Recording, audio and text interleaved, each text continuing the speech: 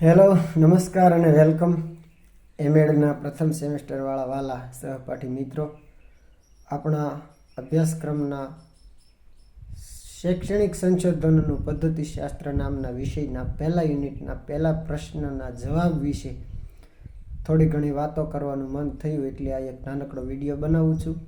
મેં જે કંઈ વાંચ્યું છે એના આધારે એક બે વાતો કરવી છે, પણ વધારે ડીપમાં ઊંડાણપૂર્વક અને સવિસ્તાર ચર્ચા થઈ શકે આ બાબતે એવી જે આપણી કાંઈ કેપેસિટી નથી, એ તમને બધાને ખ્યાલ છે. પણ ખેર, આ તો એક થોડી ઘણી પ્રાથમિક મૂળભૂત પાયાની વાતો આપણે કરીએ. પરીક્ષા નજીક આવી રહી છે એટલે પ્રશ્ન આપણો એ છે કે શૈક્ષણિક સંશોધન અથવા તો એ પહેલાં સંશોધન એટલે શું, એની સંકલ્પના, વ્યાખ્યા અને સંશોધનની લાક્ષણિકતાઓ, અને પછી શૈક્ષણિક સંશોધન એટલે શું, તેની વ્યાખ્યા કે સંકલ્પના અને તેની લાક્ષણિકતાઓ, અને ત્યાર પછી શૈક્ષણિક સંશોધનોને અવરોધતા પરિબળો. આવા પાંચેક મુદ્દા વિશે આપણે થોડીક વાતો કરીએ. તો સૌથી પહેલી વાત કે સંશોધન એટલે શું. સામાન્ય અર્થમાં આપણે જોઈએ તો સંશોધન એટલે શોધખોળ. ગુજરાતીમાં જેને કહેવાય શોધખોળ, ખોજ, તપાસ, અભ્યાસ વગેરે. હિન્દીમાં જેને અન્વેષણ કહેવાય છે અને અંગ્રેજીમાં ઇન્વેસ્ટિગેશન તરીકે આપણે જેને ઓળખીએ છીએ તે. હવે આ સંશોધન એ નિયમબદ્ધ, વ્યવસ્થિત રીતે અને વૈજ્ઞાનિક પદ્ધતિએ થતી સઘન ઘનિષ્ઠ પ્રક્રિયા છે.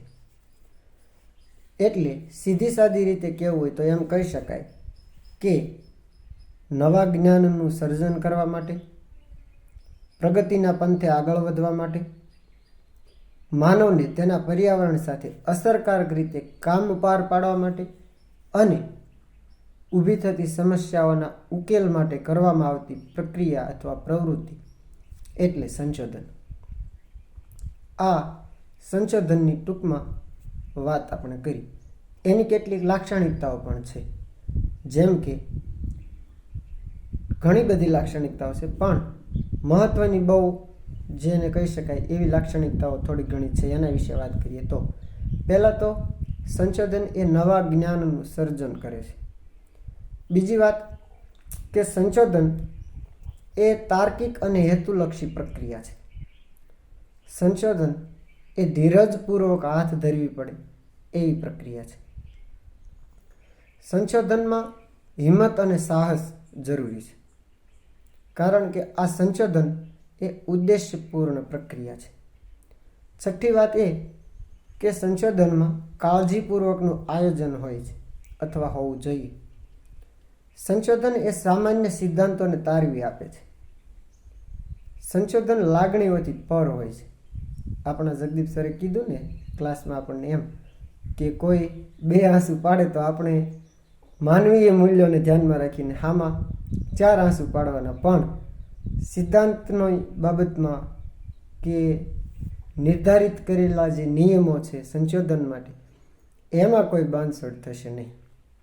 એમ લાગણીઓથી પર છે.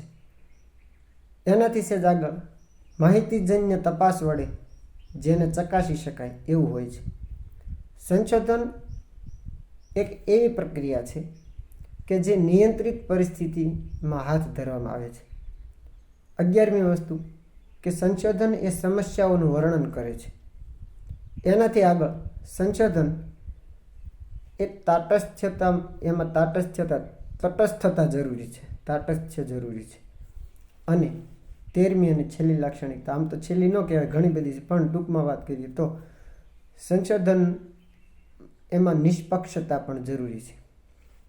હવે આપણે શૈક્ષણિક સંશોધન વિશે જોઈએ તો શૈક્ષણિક સંશોધનની વ્યાખ્યાઓ, એની સંકલ્પના વિશે વાત કરીએ. આમ તો વ્યાખ્યા અને સંકલ્પના જુદા જુદા હોય છે, પણ ટૂંકમાં વાત કરીએ તો પહેલી વાત કે કોઈ એક શૈક્ષણિક સમસ્યા અને એને લગતી હકીકતોનું વ્યાખ્યાયિત એકત્રીકરણ, વિશ્લેષણ અને અર્થઘટન કરતી પ્રવૃત્તિ કે પ્રક્રિયા એટલે શૈક્ષણિક સંશોધન. એમાં સુખિયા અને મેહરોત્રાના મતે એણે જે વ્યાખ્યા આપી છે એ પ્રમાણે જોઈએ તો શૈક્ષણિક પરિસ્થિતિમાં વર્તમાન વિજ્ઞાનના વિકાસ તરફ દોરી જતી પ્રક્રિયા એટલે શૈક્ષણિક સંશોધન. અને એનાથી આગળ ફ્રેડરિક એલ વિટના મતે આપણે જોઈએ તો એણે જે વ્યાખ્યા આપી છે એ પ્રમાણે એમણે એમાં એમ કહ્યું કે તત્વજ્ઞાનીય વૈજ્ઞાનિક પદ્ધતિનો ઉપયોગ કરીને શિક્ષણમાં ઊભી થતી સમસ્યાઓના ઉકેલ માટે કરવામાં આવતી પ્રક્રિયા એટલે શૈક્ષણિક સંશોધન. આ શૈક્ષણિક સંશોધનની વાત અને શૈક્ષણિક સંશોધનની પણ લાક્ષણિકતાઓ છે. કઈ કઈ અને કેવી કેવી? તો કે પહેલી તો વાત એ કે શૈક્ષણિક સંશોધન એ કેળવણીના નક્કર પાયા પર આધારિત છે. બીજું કે શૈક્ષણિક સંશોધન એ આંતરવિદ્યાશાખીય અભિગમ છે. શૈક્ષણિક સંશોધન એ હેતુલક્ષી પ્રક્રિયા છે. શૈક્ષણિક સંશોધન એ યાંત્રિક પ્રક્રિયા નથી. શૈક્ષણિક સંશોધન કાર્યકારણ પર આધાર રાખે છે. શૈક્ષણિક સંશોધનમાં માત્ર પ્રયોગ પદ્ધતિઓ દ્વારા જ એ થઈ શકે એવું નથી. સાતમી વાત કે શૈક્ષણિક સંશોધન એ બિનખર્ચાળ કે ઓછા ખર્ચાળ સાધનો વડે થઈ શકે છે. આઠમું, સંશોધન એ ભૌતિક વિજ્ઞાનના નિયમો કે સિદ્ધાંતોની જેવું ચોક્કસ નથી. શૈક્ષણિક સંશોધનમાં આંતરસૂઝ અને તર્કબુદ્ધિ જરૂરી છે, મહત્વના છે. આ શૈક્ષણિક સંશોધન એ એવી પ્રક્રિયા છે કે જેને કહેવાય ને, આપણે કેમ હમણાં વાત કરી ભૌતિક નિયમોના કોઈ સિદ્ધાંતો છે એ ચોક્કસ હોય એવું નહીં. આ એક અલગ પ્રક્રિયા છે જેમાં તમે તર્કબુદ્ધિનો અને આંતરસૂઝનો ઉપયોગ કરો તો જ સારી રીતે અસરકારક રીતે થઈ શકે એમ કહી શકાય. તો એનો એક અર્થ એવો પણ થયો કે કોઈ પણ કામ સારામાં સારી રીતે થઈ શકે એવી અપેક્ષાઓ કે આકાંક્ષાઓમાંથી એ જન્મે છે, એ ઉદ્ભવે છે.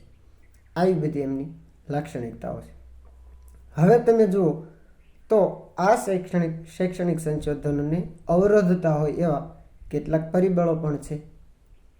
જેમ કે તેમાંનું પહેલું, સંશોધન અંગેની માનસિકતા. તો જુઓ, શૈક્ષણિક સંશોધનને એટલું યાંત્રિક બનાવી દેવામાં આવ્યું છે કે સામાન્ય માણસો તો એ અંગે ચર્ચા પણ નથી કરતા. અને સંશોધકના મનમાં સંશોધન પ્રક્રિયા વિશેની જે માનસિકતા છે તે એ છે કે સંશોધન એ ડિગ્રી મેળવવા કે પદવી મેળવવા માટેનો એક ભાગ છે, એવી માનસિકતા છે. બીજું એ કે સંશોધક છે એ આ સંશોધનને તપાસ કરવી એમ સમજવાને બદલે પ્રયોગ સાબિત કરવું એમ સમજી લે છે.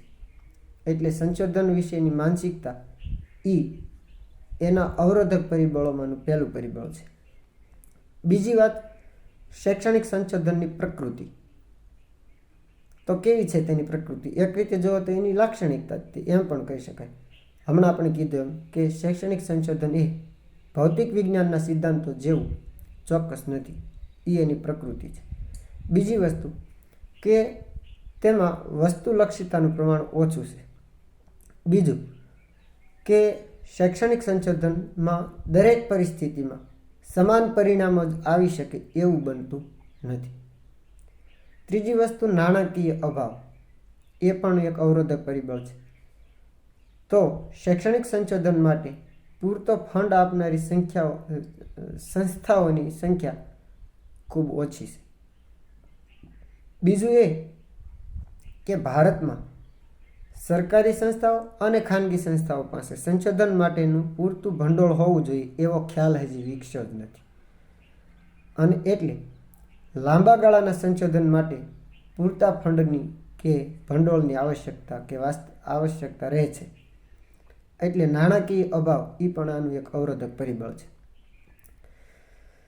ચોથી વસ્તુ, જ્ઞાન અને તાલીમનો અભાવ. એક રીતે એમ પણ કહો તો ચાલે કે અભ્યાસક્રમ, યોગ્ય કે અસરકારક અભ્યાસક્રમ, ભાષા અને તાલીમનો અભાવ કઈ રીતે? તો કે પહેલી વાત કે શૈક્ષણિક સંશોધનના અભ્યાસક્રમો 2 દાયકાથી પણ વધારે જૂના છે.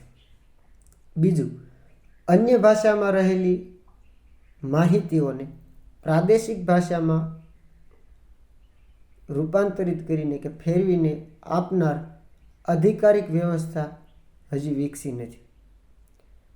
એનાથી સહેજ આગળ સેવાકાલીન તાલીમની વ્યવસ્થા નથી. તો આ ચોથું પરિબળ.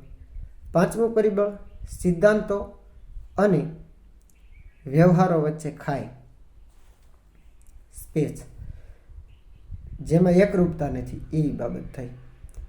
સિદ્ધાંતોથી વ્યવહારો અલગ છે. કઈ રીતે? આપણે જોઈએ તો પહેલી વાત કે સંશોધન અહેવાલો માત્ર પુસ્તકાલયોમાં જ પડ્યા રહે છે અને સંશોધનના વિષયો વાસ્તવિક ઓછા હોય છે. આ બધું વાંચવામાં આવેલું છે, એ જ વાત કરીએ છીએ આપણે. અને છઠ્ઠી વસ્તુ, સંશોધન વિષયોમાં સાતત્યનો અભાવ, એ પણ એક અવરોધક પરિબળ છે. કોઈ એક ક્ષેત્રને લઈને સંસ્થાઓ કોઈ એક ક્ષેત્રને લઈને બધા સંશોધનો હાથ ધરે એવું નહીં બને. અને બીજી વાત કે શિક્ષણમાં સંશોધન એ મહદઅંશે ડિગ્રી મેળવવાના એક ભાગરૂપે કરવામાં આવતું હોય છે અને એના પરિણામે એવું બને કે જે તે હેતુ સિદ્ધ થાય એટલે ત્યારે એ સંશોધન પ્રક્રિયા ત્યાં જ અટકી પડે છે. સાતમી વસ્તુ, સંશોધન પરિણામોમાં વિચલિતતા, એટલે કે જુદાપણું, વિચલિત, એક સરખાપણું ન હોય, એકરૂપતા ન હોય એવું. કઈ રીતે? તો કે પહેલી વાત કે કોઈ એક સંશોધન સમસ્યાનું પરિણામ અથવા તો એક સમસ્યાને લગતા જુદા જુદા સંશોધનોમાં જુદા જુદા પરિણામો આવી શકે એવું બને અને એના કારણે દ્વિધા ઊભી થાય છે અને આ દ્વિધાને કારણે સંશોધન માટેના જે સિદ્ધાંતો છે એ પણ શંકાસ્પદ બને છે. આઠમી વસ્તુ, આઠમું પરિબળ કે સંશોધન પરિણામો જે છે તેનો વિચારવિહીન સ્વીકાર કરવામાં આવે છે. સ્વીકારવામાં આવે છે જે પરિણામો તે વિચારવિહીન રીતે. કઈ રીતે સમજીએ આપણે? તો પહેલી વાત કે સંશોધનના જે પરિણામો છે એ પરિણામો અંતિમ સત્ય નથી અને એટલે તેની બુદ્ધિપૂર્વક સમીક્ષા થવી જોઈએ. દાખલા તરીકે, સિદ્ધિ ઉપર બુદ્ધિ અસર કરે છે તો એનો અર્થ એવો નથી કે માત્ર બુદ્ધિ જ અસર કરે છે. બીજા ચલો પણ ઓછા કે વધુ માત્રામાં અસર કરતા હોય છે. નવમી વસ્તુ, સહકારિતાનો અભાવ, એ પણ શૈક્ષણિક સંશોધનનું અવરોધક પરિબળ છે. શૈક્ષણિક સંશોધનમાં સહકારિતાનું પ્રમાણ ઓછું જોવા મળે છે. હવે જો આંતરરાષ્ટ્રીય કક્ષાએ આદાન પ્રદાન માટે મંચ છે પણ પ્રાદેશિક કક્ષાએ નથી, એટલે આ સહકારિતાનો અભાવ એ પણ એક પરિબળ છે. 10મી વસ્તુ કે સંશોધનના પરિણામો પ્રત્યે ઉદાસીનતા છે. કઈ રીતે?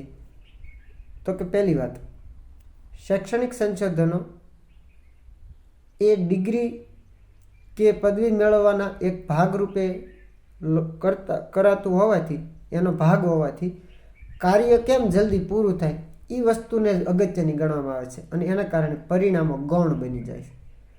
અને એથી એક રીતે એમ કહેવું હોય તો કહી શકાય કે આ સંશોધન પરિણામો એ લોકભોગ્ય બનતા નથી. 11મું પરિબળ, અને આમ તો છેલ્લું 11મું અને છેલ્લું પરિબળ કે સંશોધન પ્રત્યે જ ઉદાસીનતા.